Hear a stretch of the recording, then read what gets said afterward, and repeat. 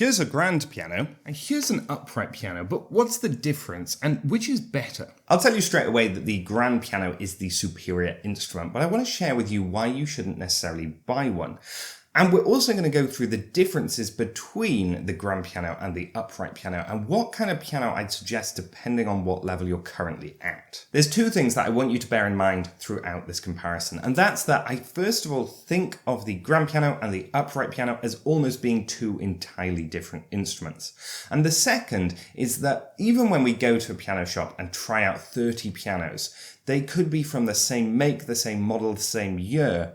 Every piano is different. Let's take a look at exactly how the grand piano is different from the upright. The first is in piano action. We often talk about the action in terms of how the piano feels to play, and the action mechanisms on the upright and grand that move the hammers to hit the strings are actually completely different. The hammers on a grand piano are laid out horizontally, which means that after they're played, they return to the rest position under their own weight. In an upright, though, they're vertically set and instead rely on springs to return to position. The gravity-based action with its double escapement on a grand piano can actually allow for almost double the number of repetitions per second of a key compared to the more complex spring-based action that you see in an upright. This allows for greater control over the tone and also for a greater dynamic range. The second difference is in the pedals. Now, if you have 3 pedals on an upright and 3 on a grand, then you'll often find that unless you've got a higher end upright, they don't do the same things.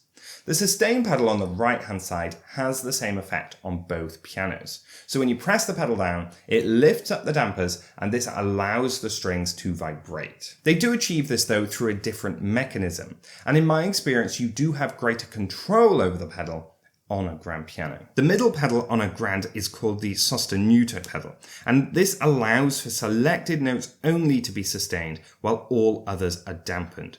What's really cool about this is that we can hold the notes held with the sostenuto pedal while simultaneously pedaling with the sustain pedal. The middle pedal on an upright, however, is a practice pedal.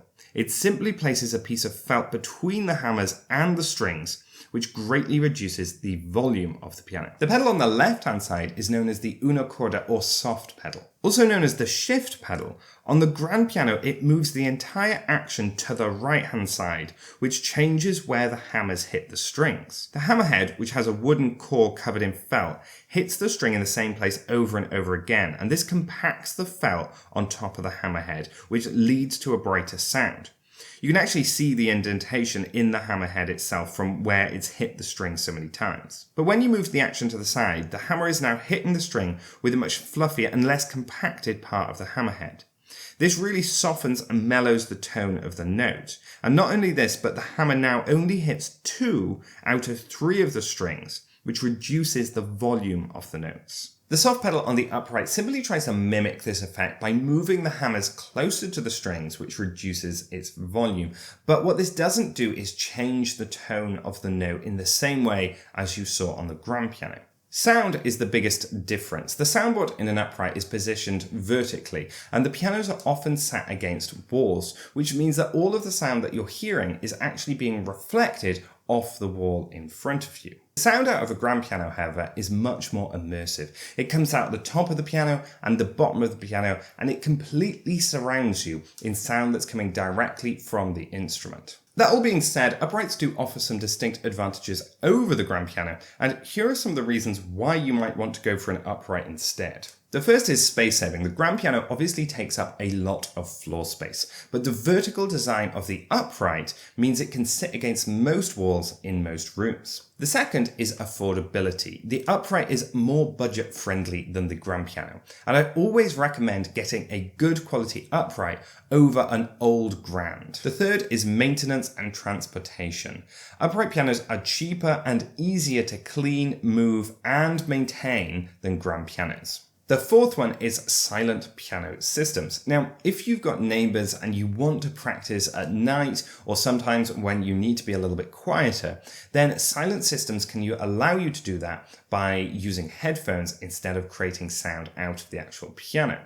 Silent systems are much easier to fit and more commonly readily available on upright pianos compared to grand pianos. Although I'd always recommend getting the best instrument that you can, a grand piano is not always practical.